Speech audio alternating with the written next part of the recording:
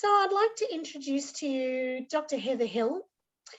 Heather is a dance therapist who specialises in dementia and has a long relationship with us here at Caledonian, has done various wonderful activities and workshops and stuff with us. But I've invited her here to tell us about her exciting project where she's been working with people in Singapore pre-COVID. Thanks, Heather. Oh, right. Okay. Yeah. Well, this Singapore adventure started off in that kind of way you think would be nice. I've always said I'd like to have someone ring me from overseas and say, come and do something. And I did get that sort of phone call, which was really nice, very exciting. So I got a call from a funding body in Singapore who have been working particularly interested in promoting dance, which is, music to my ears. And they wanted to know if I was interested in developing and running a program of creative dance movement for staff in day centers in Singapore. Now I'll just refer to the ADA.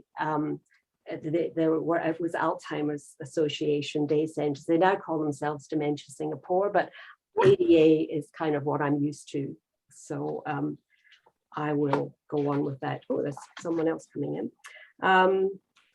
So Sarah's already said I've got this sort of dual thing of dance movement therapy with people with dementia, which has been my passion and love, for years and years and years.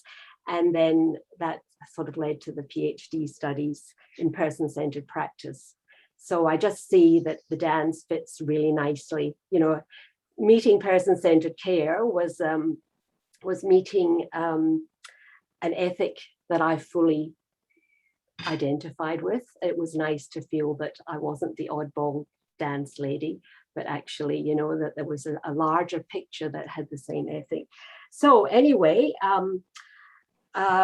one of the things is that that I've been aware of is that while dance movement therapists have very particular skills and training, it's obvious that nowhere are you going to have a dance therapist in every facility.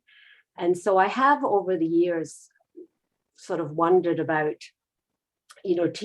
sort of doing some kind of training for staff on the ground, but up till now just done, the one-off sort of things. So when I was I've never kind of had an invitation like this to actually do a full training. I can hear someone talking. Okay, so you have to forgive me. I'm not used to doing presentations on Zoom yet. So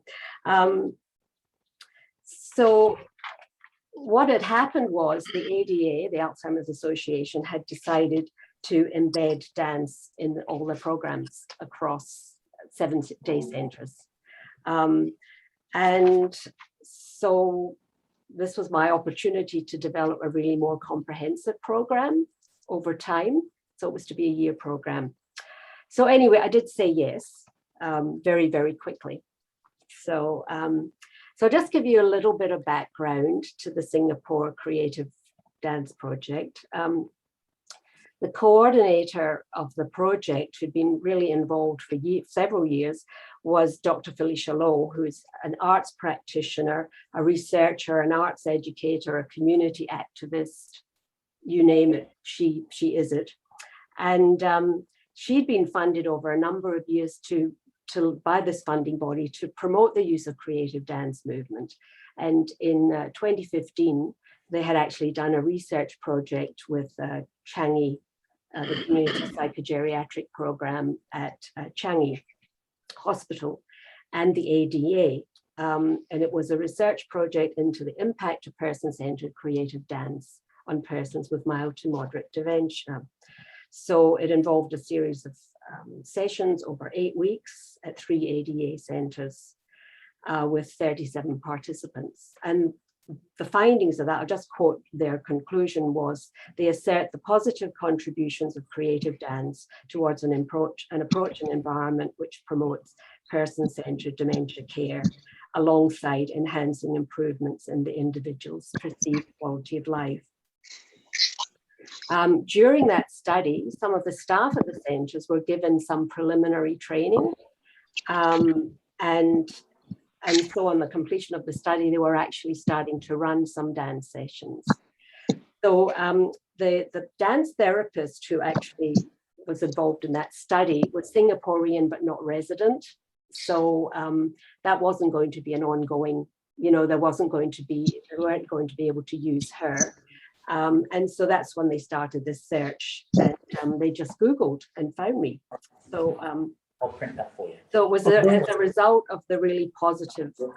Oh, you're busy. Can I just ask everyone who's not on mute to mute their microphones, please? We're getting a little bit of background noise. I got Jacqueline's son. He's so lovely. Ah, good. Sorry, that's really, yeah. So it was seeing all this positive stuff which was happening at the ADA centres. The ADA thought that's when they made that decision to embed creative dance in all their programs. So, and the funding body was happy to fund that. So I was funded really to work with those first 3 centres for the first year, and then in 2020 to work with the other centres. But, as Rabbi Burns says, the best laid plans of mice and men gang after Glay, and it certainly has with 2020 and COVID. So, so that hasn't worked. But actually preparing this talk has been, it's been actually really good for me to re-enter that space, because I've sort of revisited and thought, well, that was damn good. It was actually a really good program. So it's kind of good, because there's a bit of loss that, that it's not continued, and we're not able to build on and learn from what we did learn. And it was a big learning curve, and certainly a huge challenge. But I felt, sort of revisiting everything, I was warmed again by seeing all the faces, and I was warmed by the things that had come out of that.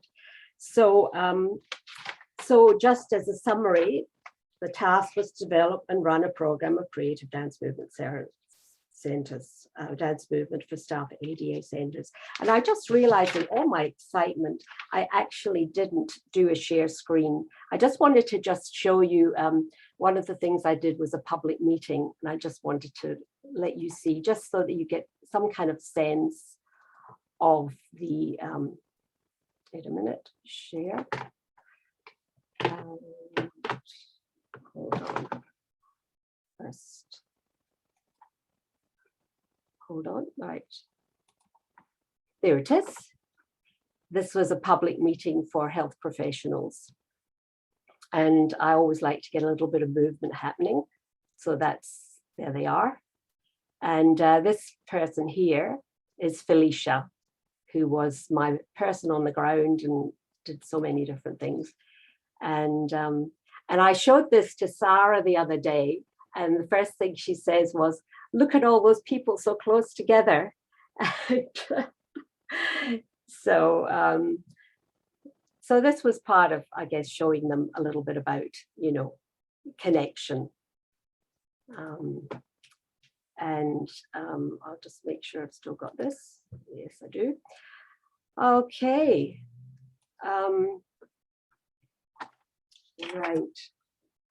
So I'll just give you a little bit of context about Singapore, that day centres the programs are a little bit different to ours. The ADA have 2 different kinds of centres. One is the New Horizon centres, which are actually like long daycare centres. So people come, before breakfast often, and stay, till 4 o'clock or 5 o'clock. So that's a very long period of time that they're there. The Family of Wisdom run half-day programs of activities. And part of that idea was actually they wanted to include family members in the activities so they could, you know, give more interaction and connection. Unfortunately, that hasn't quite worked out. There are family members that go, but quite often they're maids that go instead. So that adds a whole other dynamic because so many families do have maids who, you know, spend their whole time with the family and with the person with dementia. So there's a whole other area of work.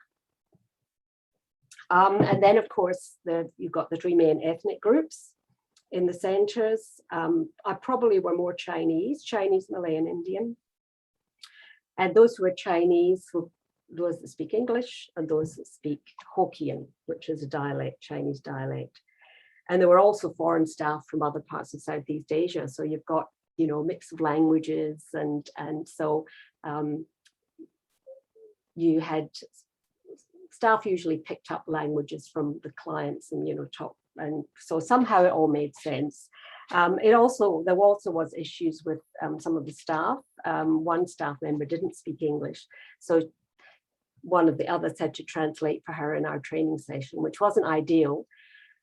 But fortunately, she was also quite a natural dance person, so that helped. Okay, so just the global aims of the program. You know, I think actually what I might do is I'll give you an overview of the program. I think that's probably, I'd like to do that. Sorry, I shall just move on to here. Share screen.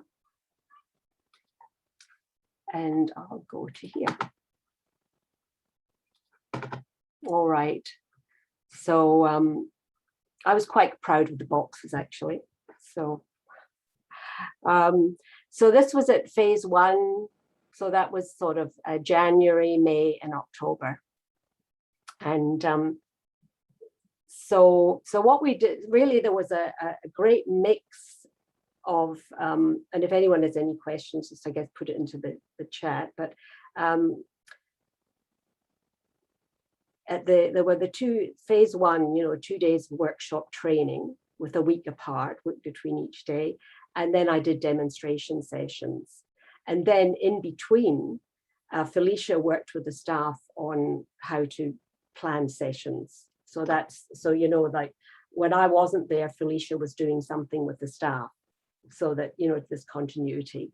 And then in phase 2, there were again training workshops, but this time on-site training, which I think was probably the most valuable aspect apart from the training workshops, in that the staff ran the sessions and I was there to be able to sort of, you know, kind of put in something or maybe nudge someone a little along, or maybe Mrs. So-and-so looks like she's, you know, reacting, maybe you should do something. So, and there was always a debrief after the staff session. And that was once a week for 3 weeks at each centre. And then phase 3 was the same thing with the on-site training and a 1-day training workshop. And then, of course, because I was there, we did a few extra things to make the best use of my time. There was a management workshop so that the management would be on board with what was happening. I gave them a dance session and, you know, and the public lecture. I also did person-centered observations at the 3 centres, which was separate from the dance program. And that was actually quite useful because it also meant that I was able to, you know, really get to know how the centres worked a bit. And feedback, the phase 3 was more on-site training, and the extras were, again, person-centered care at the remaining 4 centres, which were the ones I was to work with next year. So as you can see, everything was sort of moving along to also continuing. I also did a family dance workshop, which was very, very lovely with family members, and a seminar for health professionals on our Caladinia and Sarah and my Creating Connection program for couples, which we did in 2017 with a grant from Yarra Ranges Council.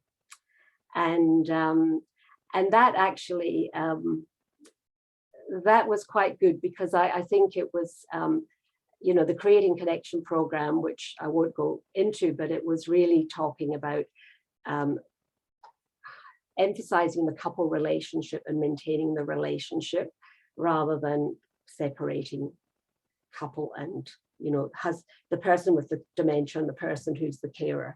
And we got, yes, there was a lot of people were really quite interested in that. So so that's just the overview. So I mean, I hope you can sort of see there's a mixture there of you know, formal training and the practical experience, and what was the other thing?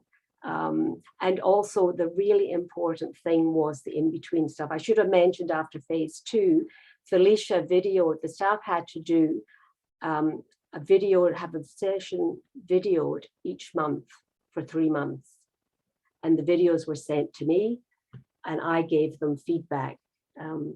And we had to work out how to give feedback, because not all the staff could use the technology, but they did have smartphones. So we ended up, Felicia recording me, and then that was put onto their smartphone in some miraculous way that I didn't ask how it was done.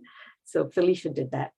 So I put here 12 staff from 3 centres and 3 staff members from other ADA centres. So we had those 3 staff that came, they were from the ADA centres that would have been worked with this in 2020.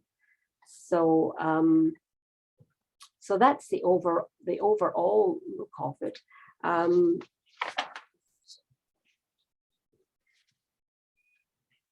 Okay, I think the really important thing I have to say about this is I think I need to really clarify what I mean by person-centered dance, because I wasn't going there to teach them how to do steps or, you know, give them a bunch of activities. What I really wanted to do was to get the dance in them and to give them the tools that they could themselves create a dance session. So it wasn't about, here's your package of tools and you just bring out this activity.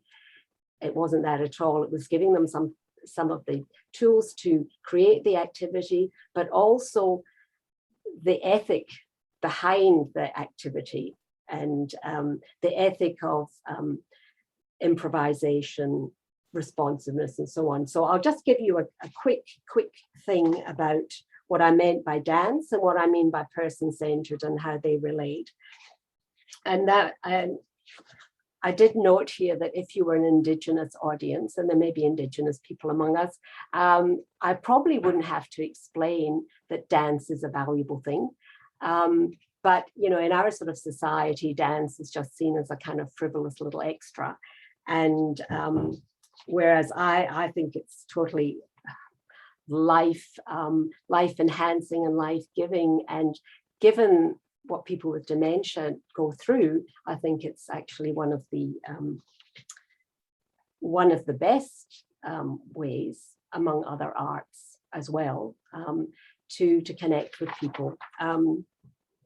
So here are the really relevant things, and I think it really, these are the things, these are why it's so suited for anybody, not just dancers. First of all, the aspect of embodiment. We live through our bodies. We live and act and do and express through our bodies. It's not separate. There's no kind of mind-body split. And again, we Westerners struggle with that because of blooming Descartes.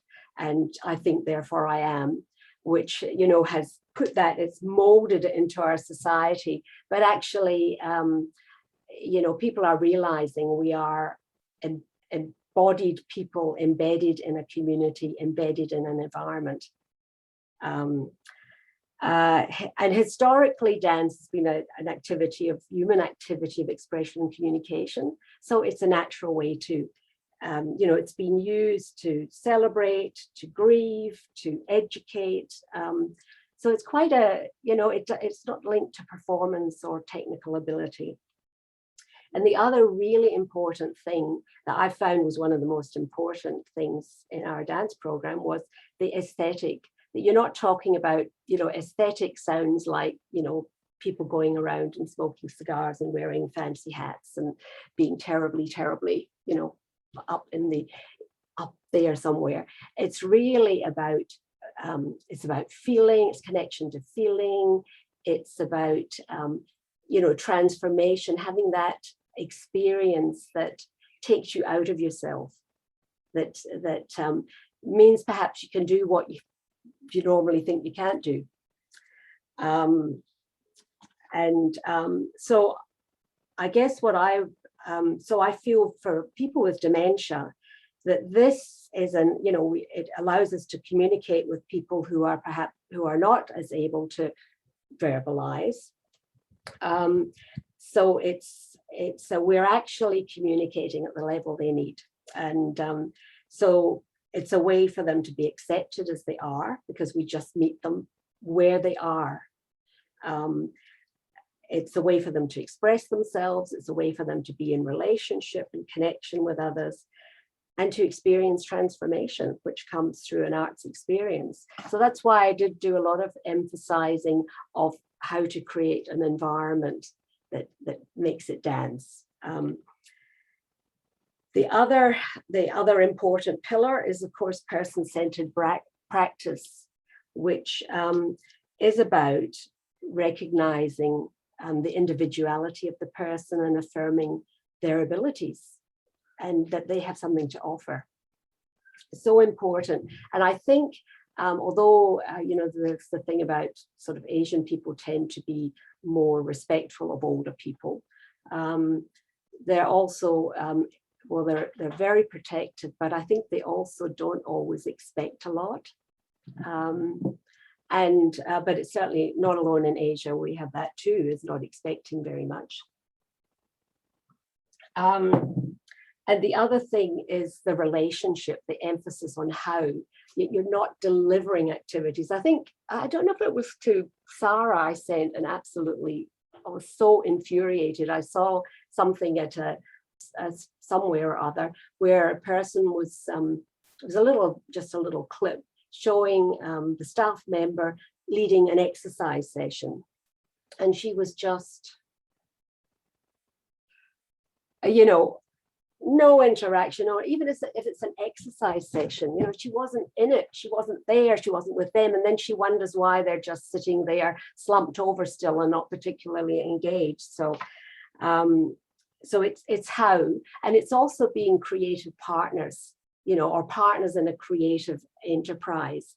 So whether you have dementia or I have dementia, or I don't have dementia, it's actually we are equal partners in this. We equally can contribute creatively.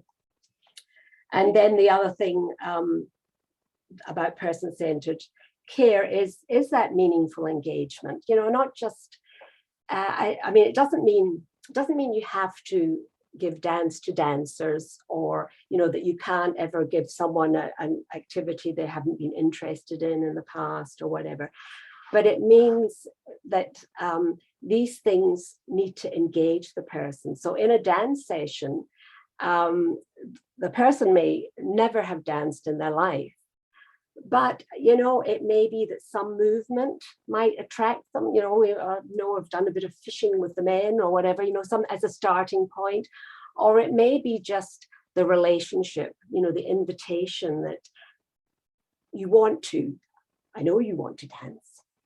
So it's engaging people, so it has to be meaningful for them in some way, whether it's relating to a need or a desire or whatever. And the co-creation I've mentioned. So look, I will just show you. Goodness, time goes by so fast when you're talking a lot.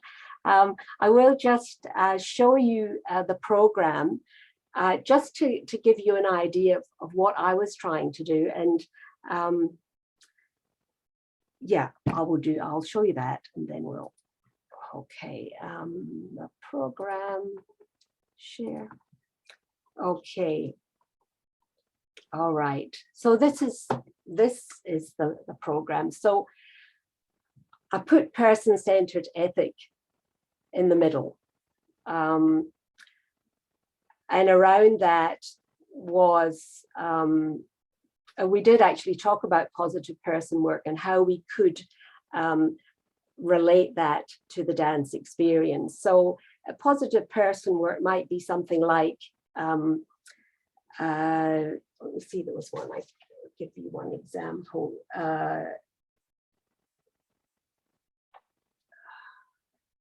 You know, a collaboration, Pitwood's positive person, collaboration, you know, you might pick up on some movement ideas from the group and get others to join in. So we tried to make that connection. And the other side was relationship. I'll come back to that in a minute. So you've got self and body awareness. So they had to in some way bring a bit of dance into their body. Now, obviously some found that easier than others. You know, some were more naturals in this program, but even those who were more shy or whatever, they evolved, you know, they grew through this.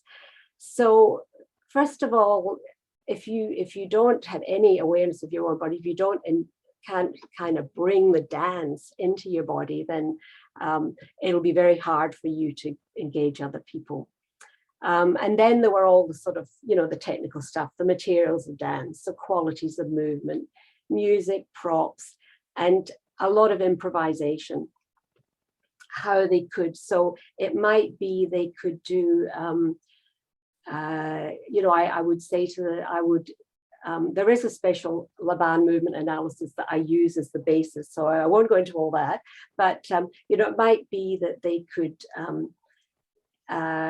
play with something like, so I would introduce the concept of strong and light. So then that gave them some experience of strong movements, and then, you know, lighter movements, and so on. So, and then the planning and facilitation. And I mean, I think it's incredibly important to create an environment that, you know, that isn't interrupted and all those sort of things.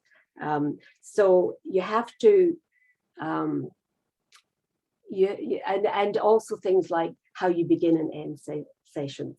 You know, that's really part of an arts experience. You don't just sort of say, okay, everybody, let's finish. You have to round it off. It's like a story, and it starts and you warm people up and you go various places, and then you gradually come to a conclusion. That's the way to leave the people in your group. So all these things, I mean, they weren't taught absolutely separately because they all relate to each other. And then the practical experience, which of course the people found really, really, really helpful.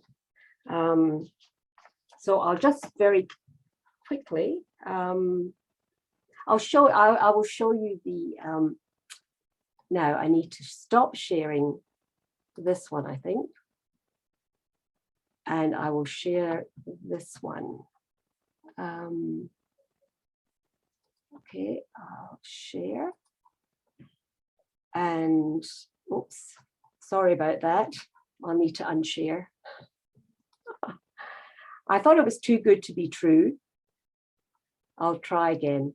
Share screen and right. Okay.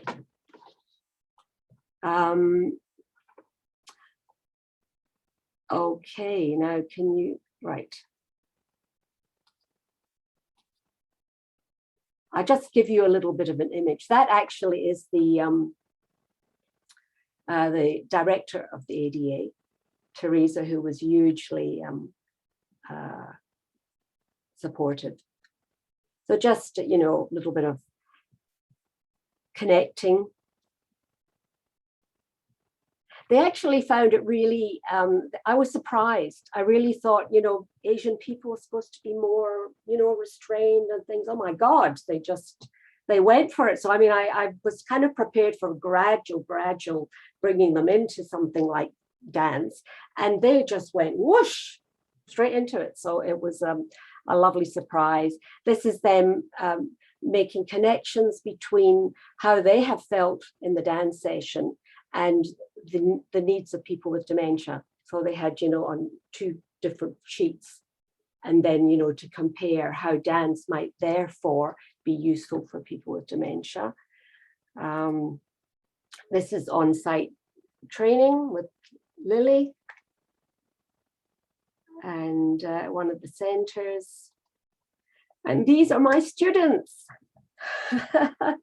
who got a certificate of, you know, that they had completed the hours. And this is Felicia, and there I am. So, so we had a bit of an award ceremony at the end of the final training. And I'll stop share there. Yeah, so look, very, very quickly, I'll tell you what came out of it. I mean, it was, I can't even begin to convey, talking about this, it's sort of, can't even begin to convey the richness of just being in Singapore and the contact with the people at the centres and the contact with the staff and seeing people grow. And yeah, you know, I mean, sometimes I just watched them and I thought, my goodness, this is wonderful what they're, you know, what they're doing, the spontaneity. So I'll give you a quick evaluation bit, and then I might just definitely stop.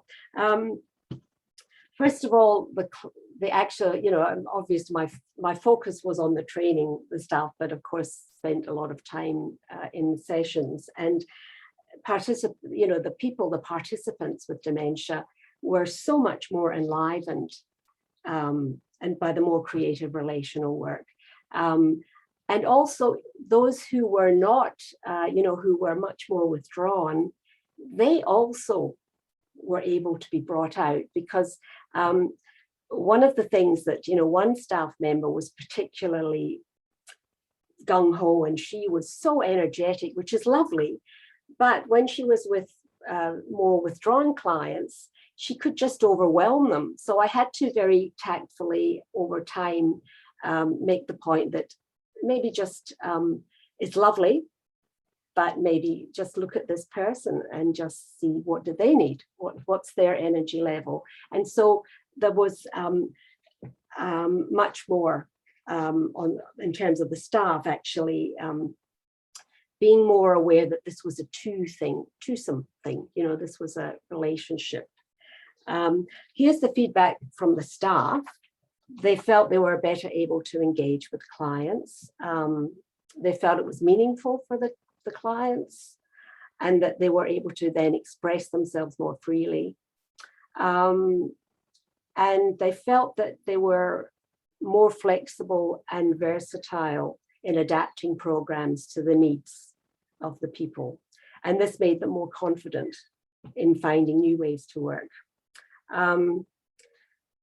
In terms of my observations, by phase 3 of the training, I noticed they were more aware of movement and music qualities, and much more ready to give input and feedback and ask questions. You know, they were more expressive themselves, and more aware of the clients. And it was a delight to see how playful, creative, and interactive, because really it was about, you know, in terms of the relational stuff, was learning to be with the person, to look at, to take in what that person's being, and then to be able to respond, rather than come with your preset pattern of what you're going to do. And actually on the last day, on their last training day, Felicia had put together a best of highlights from the 3 centres, and we showed it to the staff, you know, as a learning tool. And they were really surprised and pleased at what they saw happening, because they were sort of in the thick of it. But when they saw how people were responding and how the whole room was alive, it was wonderful feedback for them. And the managers, the center managers, were delighted, of course, to see the people being engaged. But one manager in particular noted that she felt the staff were carrying those skills into their everyday work with people. That they'd found, by enriching their nonverbal awareness, they had new ways to communicate. And this seems to me actually a no-brainer, really, that with people who are so expressing, who are not able to use words, which don't always tell you everything anyway, there's this whole huge aspect, like an iceberg, of a person underneath all this verbal stuff that is there to be connected with and to hear. So I was really pleased that had also, and I've often felt that if staff learn some of these skills, they would then be able, and awarenesses, they would be better able to, it would give them new skills in their work generally.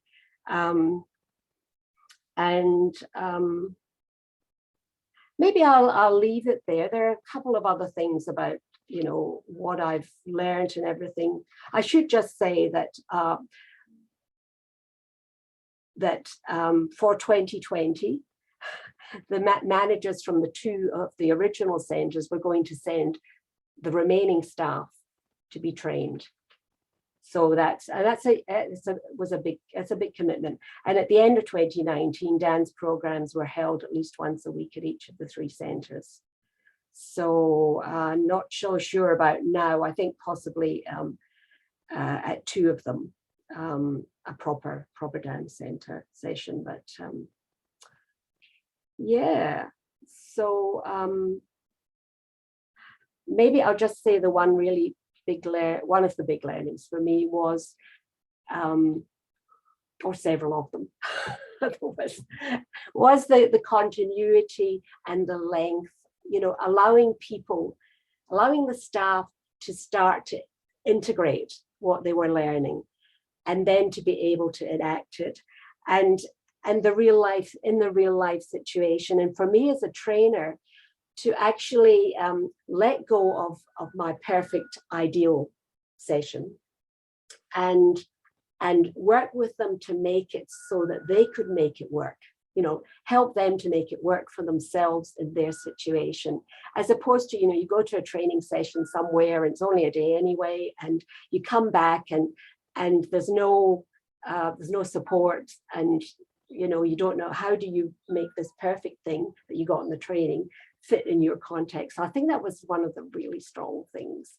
And the other thing is I probably will leave it for you to, if there are any questions. I do have to say I ate some great food and had a wonderful time, a very people time, very person-centered. That's it.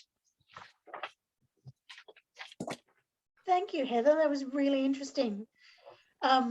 Particularly, I guess, seeing some of the photos of those sessions in progress to go with the stories you were telling. Yeah. Does anyone have any questions for Heather?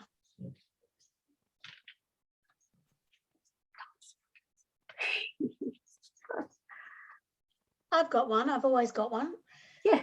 Heather, you talked a bit about how the sessions ran with the staff over there implementing the dance in the day centres. If you were going to give a recommendation of a good way to integrate dance as sort of part of the incidental programs that are already going on, how would that fit into, say, well, how our centre runs, some of the programs that run here?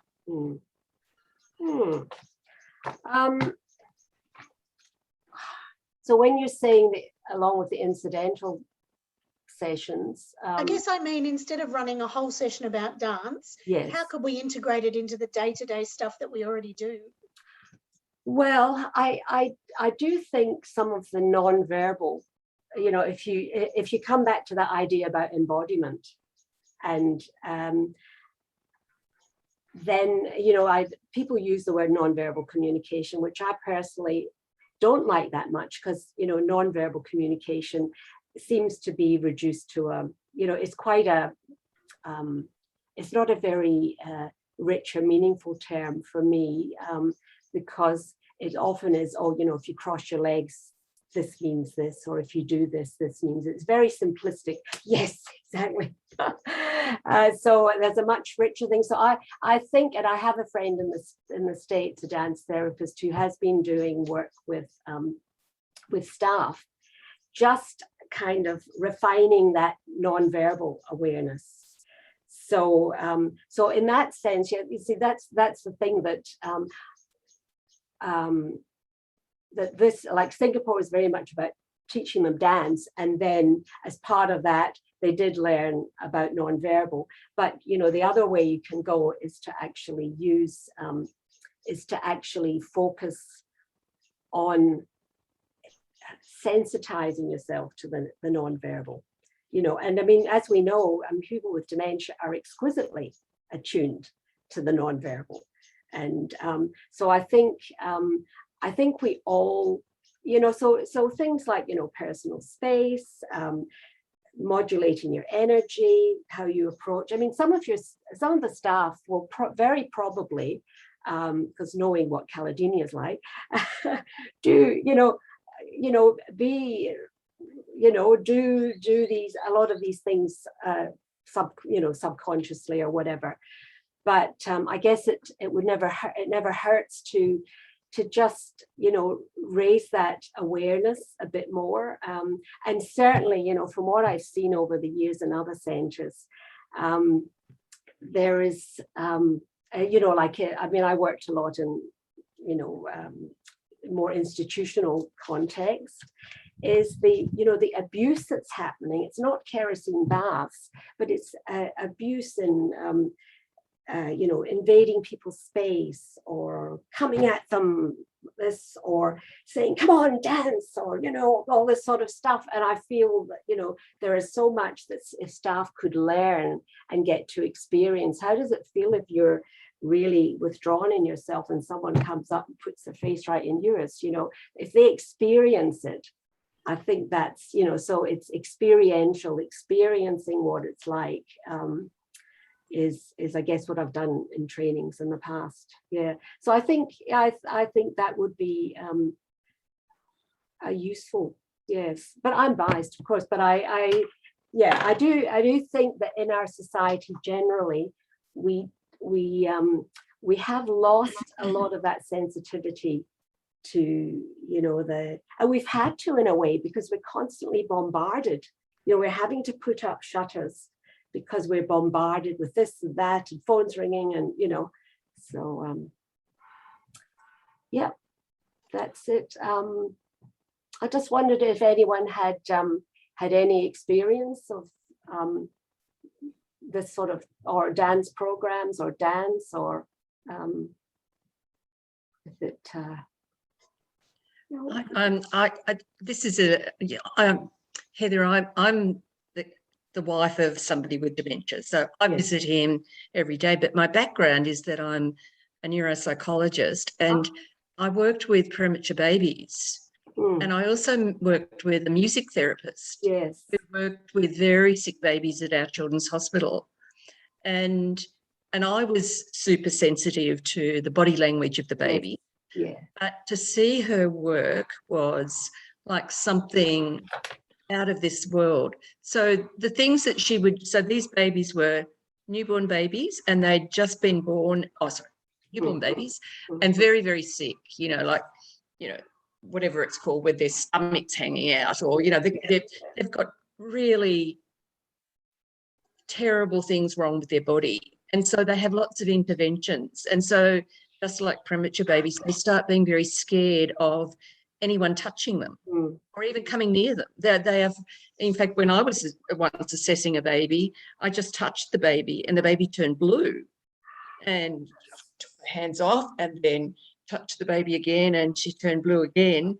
And I said to the mother, you know, I can't do this. I can't, you know, this was part of her coming into the program. I can't do this because I don't know what harm I'm doing to this baby in terms of their oxygenation.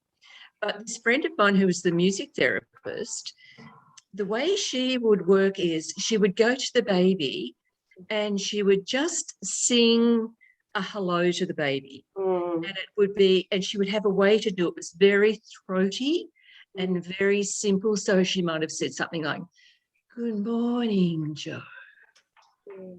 And then she'd wait and see how that baby responded. And then she would repeat it if there was nothing happening. And then if the baby seemed to go down, then she would leave it. If the baby came up a bit, you know, like, oh, what's happening here? She would bring it up a bit. "Oh, good morning, Joe." So her voice would come up.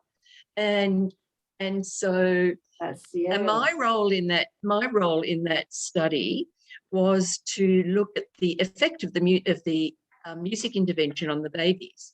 And what I found was at the end that the babies who'd had the music intervention were more open to my, you know, like when I did an assessment with them, and I was once again, you know, very, very, very gentle, that they were more open to just seeing where I went with it. You know, it wasn't like, oh, I'm being touched, therefore I'll turn blue or shut my eyes or, you know, get all hard like this. And so it was kind of like, give me a go as a person. And so in the end, the interaction that I could have with the baby at the end was much, much, much better because of this music intervention. So it just strikes me that, you know, what you're doing, and I think, Sarah, you talking about it being, you know, what happens incidentally. I mean, I don't know that I do dance, but I certainly do stuff incidentally, both with my husband, because I always go there at mealtime, and with the other people at the table.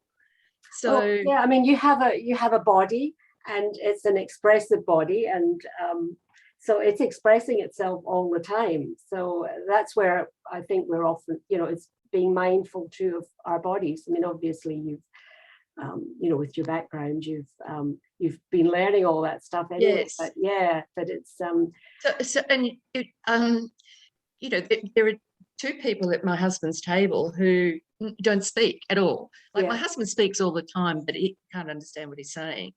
But these people don't speak. And yet I'm now seeing their communication in their eyes and in where their hands go. You know, the lady who'll sit next to me, if she's got the right energy, and I love the way that you said that, her hand will go out to me when I come and sit down, like, I'm ready for you to have a talk to me if you want to have a talk to me. So it's anyway, that's just my contribution. No, that's so interesting. Gosh, and I mean, I can sort of feel the music therapist's voice was kind of caressing the baby, very. I mean, I remember a young woman who had an intellectual disability, and I tried it. She liked her own space, and if I moved, if I was sitting in a chair and I just moved half an inch, she would get agitated. If I moved half an inch away, she wouldn't. So, I mean, because I understand, you know, about personal space, and everyone's personal space is different, I could see that. And so in the end, what we did with her was we would might do a sort of folk dance around her, but just come in a little bit and then out, you know, so not too close, but she would have the sense that people were connecting to her, but just not stepping over the barrier, you know. So it's all that sort of subtle stuff. And I think, I mean, the transition must be hard as you know, in a couple, when you're used to, and we are a very verbal society, you know, you communicate verbally is then that transition, and that's where to a different way of communicating, and that's where I've had just people in my dance therapy sessions where the wife or husband would come in, and that sometimes gave them just a little bit of an idea of maybe something that they could do, because it would be in a pretty, body oriented way, and it might just so I think as I say, we are in our Western culture, we're actually very diminished in many ways, and that there's a whole area of sensing and things that we can sharpen up, and because it's a very basic community. I mean, this is why I have loved the work that I've done with people with dementia, because it is so honest, and you are just there and you need to just respond in the moment. Of course, it does get a bit upsetting if the whole group walks out on you and thinks someone else is the leader. That is a bit worrying, but well, my husband was never hated dancing, and he was never happy in his body. But these days, if for some reason we're standing up and there's music on, I'll often have a dance with him. And I think he loves it. He loves it now. And even if I take him for a walk, so I'm walking backwards and I'm walking with him, I'll start doing a little bit of, this with him, and he will often initiate it now. So I think that movement, and it's playful, there's a playfulness about it. And rhythm too, because one of the things about rhythm is it catches the person up. And as you know, I remember one of the earliest things about, say with a person with dementia, if you said, would you like to sit down here or here, or even just say, sit down, if the person thought about it, they would get confused because it, whatever is happening in the brain. But if you just kind of sort of,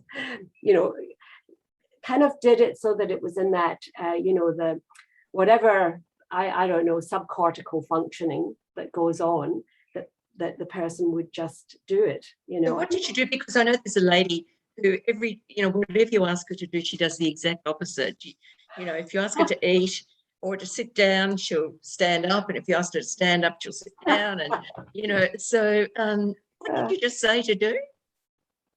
Oh, well, I don't think there's any, no, I think this was more about, getting confused if you have to start engage your brain and think about what you're doing. It's that old thing about, I don't know if you know about the centipede, the dancing centipede, who, one of the other insects gets very jealous because she's able to do leg number 104 goes under leg number whatever. So he decides to document exactly what she does, and then he says, look what you're doing. And then she'll say, then she look, oh, leg number 100, okay. And so when she tries to dance, her legs all get tangled up because I see what you're saying. That was it. So So did anyone else have anything for Heather before we finish up?